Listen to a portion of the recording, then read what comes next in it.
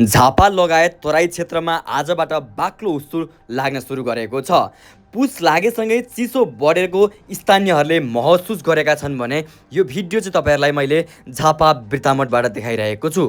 तपाईँहरूको ठाउँ, तपाईँहरूको गाउँमा अहिलेको अवस्था कस्तो छ कमेन्टमा भनिदिनुहोला।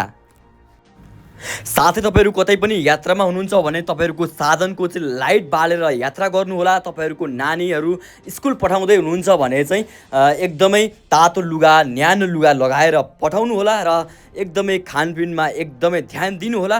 त्यसको लागि हामीले यो भिडियो तयार गरेर तपाईँहरूमाझ हालेका छौँ भने झापा वृत्तामोड लगायत धेरै ठाउँहरूमा चाहिँ आजबाट चाहिँ हुस्सु सुरु भइसकेको छ र चिसो पनि एकदमै बढेको छ।